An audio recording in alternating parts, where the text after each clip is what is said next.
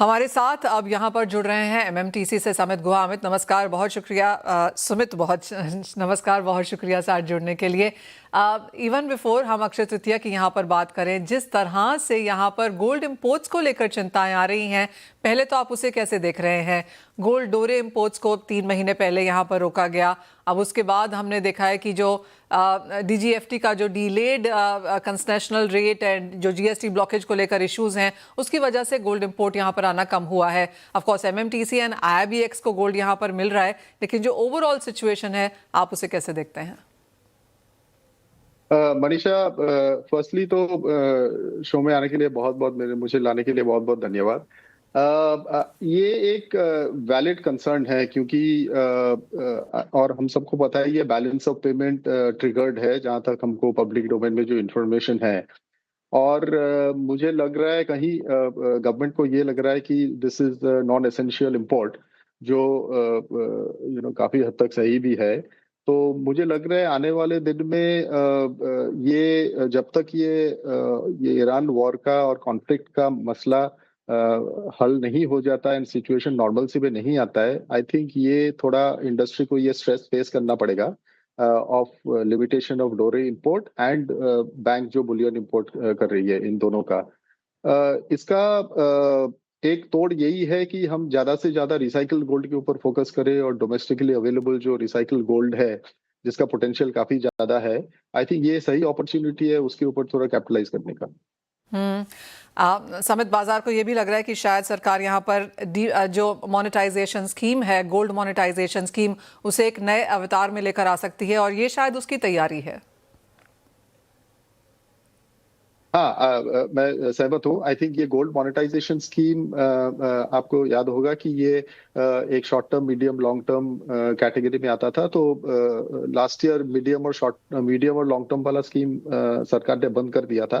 But मुझे अभी भी लगता है कि गोल्ड मोनेटाइजेशन स्कीम एक बहुत ही पावरफुल टूल है, जिससे हम जो टेम्पल में गोल्ड हो या रिटेल कस्टमर के पास जो सोना है, उसको हम सर्कुलेशन में ला सकते हैं।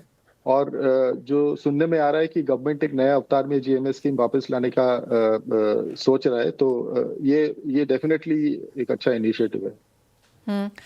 समित, ऑफ कोर्स 1 अप्रैल से हमने कोई बहुत ज्यादा गोल्ड यहाँ पर आता हुआ देखा नहीं है। बैंक्स कैन इम्पोर्ट, लेकिन वो जीएसटी वाला इश्यू यहाँ पर अटकता है। कितना बड़ा प्रॉब्लम ये है यहाँ पर, और आपको लगता है अक्षय तृतीया से पहले ये होना क्या थोड़ा सा कंसर्न है? मुझे ये लग रहा है कि Akshaya Tritiya retail buying festival है। तो अक्षय तृतीया में इमीडिएटली, जैसे मैं एमएमटीसी पैम का अगर बात करूं, तो अक्षय तृतीया के लिए जो हमारा इन्वेंट्री रिक्वायरमेंट है, वो तो हमने जो पुराना इंपोर्ट किया था उससे मेरे ख्याल से सर्विस हो जाएगा। सो मुझे लग नहीं रहा इमीडिएटली रिटेल लेवल पे अक्षय तृतीया में इम्पैक्ट आएगा। बट इसके बाद हम जैसे रिफाइनर्स दिवाली और धनतेरस, अक्षय तृतीया से भी बड़ा फेस्टिवल है, तो उसके लिए इन्वेंट्री बिल्डअप शुरू कर देते हैं जून जुलाई से। तो वो मुझे लग रहा है ज्यादा स्ट्रेस हो सकता है अगर ऐसा ही रिस्ट्रिक्शंस रहा इंपोर्ट में। बट मेरा ये व्यू है कि अक्षय तृतीया में सप्लाई का कंस्ट्रेंट आना नहीं चाहिए। Point taken.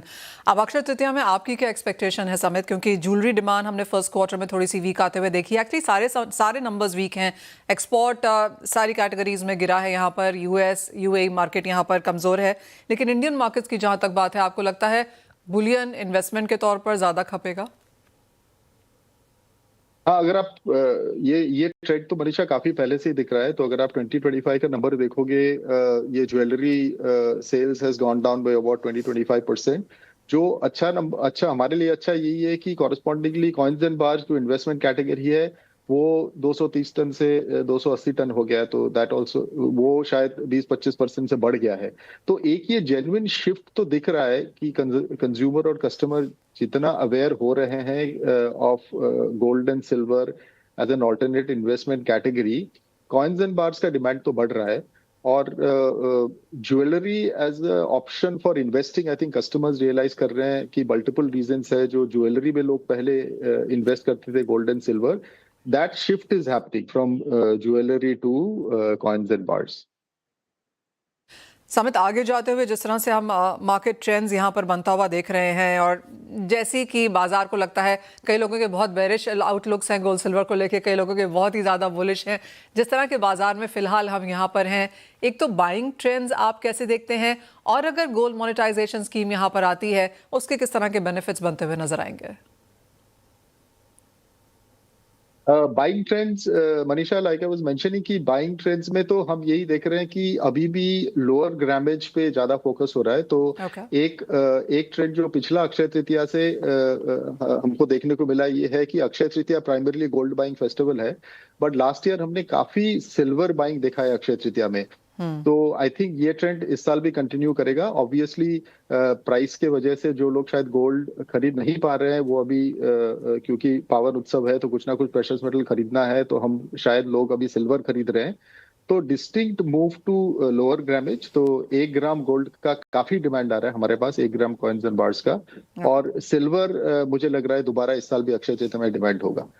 और बाइंग, मनीषा, डिजिटल फिजिकल दोनों चैनल में अभी हम देख रहे हैं लास्ट 10-15 दिन से काफी डिमांड अच्छा आया है। Point taken.